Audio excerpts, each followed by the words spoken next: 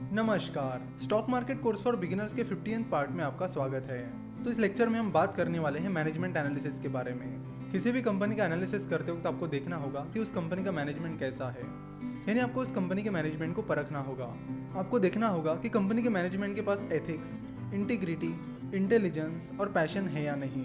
क्योंकि अगर कंपनी के मैनेजमेंट के पास एथिक्स और इंटीग्रिटी है तो वो कभी किसी से धोखाधड़ी नहीं करेंगे, और साथ ही उनके पास इंटेलिजेंस और पैशन है तो वो तेज़ी से अपने बिजनेस को बढ़ा सकते हैं। तो तेज़ी से बिजनेस को बढ़ाना और एथिक्स और इंटीग्रिटी के साथ बिजनेस को करना, ये दोनों भी चीज़ें बहुत ज़्यादा इंपॉर्टेंट है। तो अगर आप जनरल कंसल्टेंसी का मैनेजमेंट एनालिसिस कर रहे हो तो आपको देखना होगा कि कंपनी के को-फाउंडर्स विवेक और योगेश और कंपनी के टॉप मैनेजमेंट के पास ये सारी क्वालिटीज़ है या नहीं।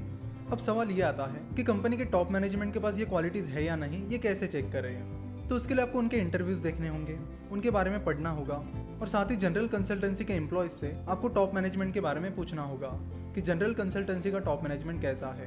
क्योंकि कंपनी के एम्प्लॉयज़ कंपनी के टॉप मैनेजमेंट को बहुत अच्छे से जानते हैं।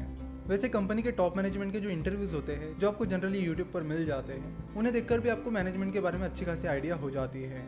अगर आप कहोगे कि कंपनी के एम्प्लॉयज़ से कैसे कांटेक्ट करें, उन्हें कैसे पूछें, इतने इंटरव्यूज़ क्यों देखें, तो वो आपको देखने पड़ेंगे। आपको कंपनी के एम्प्लॉयज़ को पूछना पड़ेगा, और मैनेजमेंट एनालिसिस के लिए ये सारे एफर्ट्स आपको लेने ही होंगे।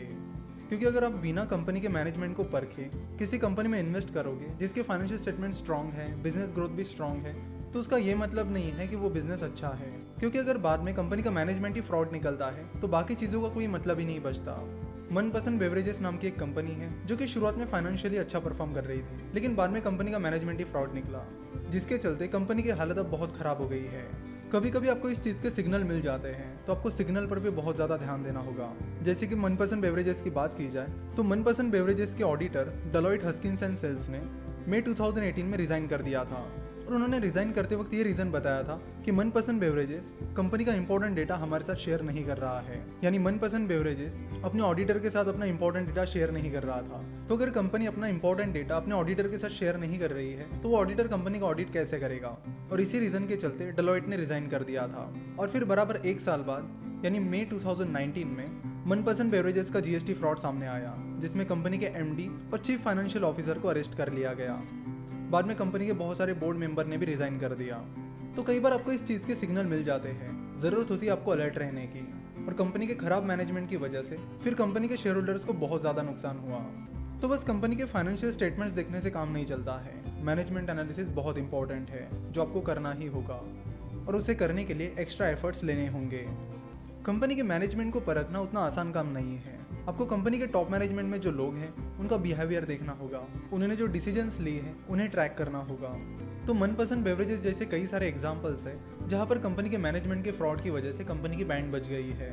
इसलिए जिस किसी कंपनी का एनालिसिस आप कर रहे हो उसका डीप मैनेजमेंट एनालिसिस करना ज़रूरी है। बेसिकली कंपनी का जो एनुअल रिपोर्ट होता है उसमें कंपनी के मैनेजमेंट के बारे में काफ़ी सारी इन्फॉर्मेशन दी गई होती है। एनुअल रिपोर्ट में एक सेक्शन होता है जिसका नाम है management team and board of directors, जहां पर आपको कंपनी के टॉप मैनेजमेंट की बेसिक इन्फॉर्मेशन मिल जाती है। उसके बाद एक और इम्पॉर्टेंट सेक्शन है जो आपको चेक करना होगा, उसका नाम है मैनेजमेंट डिस्कशन एंड एनालिसिस। तो एनुअल रिपोर्ट में ये सेक्शन आपको ढूंढना होगा और उसे पढ़ना होगा। तो मैनेजमेंट डिस्कशन एंड एनालिसिस पढ़कर आपको कंपनी के मैनेजमेंट के प्लान्स के बारे में काफ़ी अच्छी आइडिया आ जाएगी। मैनेजमेंट एनालिसिस के बाद आता है वैल्यूएशन।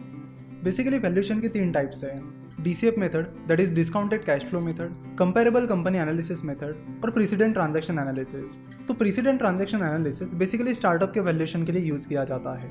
स्टॉक मार्केट में जो कंपनीज लिस्टेड होती है उनके लिए बेसिकली 2 तरह के वैल्यूएशन यूज़ किए जाते हैं, DCF मेथड और कंपेरेबल कंपनी एनालिसिस। तो वैल्यूएशन होता क्या है? तो वैल्यूएशन से हमें ये पता चलता है कि कंपनी की जो शेयर प्राइस है वो सही है या नहीं, जिसके लिए हमें कंपनी के शेयर प्राइस को उसकी वैल्यू से कंपेयर करना होगा। मिस्टर वॉरेन बफेट कहते हैं कि प्राइस इज व्हाट यू पे and value is what you get.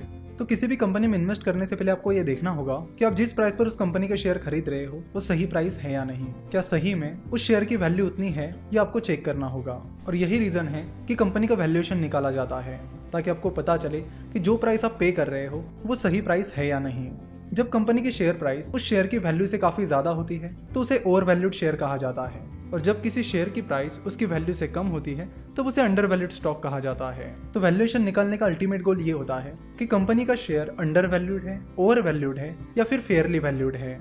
जहां तक कंपेरेबल कंपनी एनालिसिस की बात की जाए तो कंपेरेबल कंपनी एनालिसिस में कुछ रेशोज की मदद से अलग अलग कंपनीज का वैल्यूएशन कंपेयर किया जाता है। तो सिंपल भाषा में बताओ तो कंपेरेबल कंपनी एनालिसिस में कंपनी का वैल्यूएशन नहीं निकाला जाता, बस कंपनी के वैल्यूएशन को उसी तरह की अलग अलग कंपनी से कंपेयर किया जाता है। जनरली कंपेरेबल कंपनी एनालिसिस में price to earning ratio that is P ratio को कंपेयर किया जाता है। आशा करता हूं कि आपको आज का ये लेक्चर पसंद आया। आज का ये वीडियो देखने के लिए और हमारे साथ जुड़े रहने के लिए आपका बहुत बहुत धन्यवाद।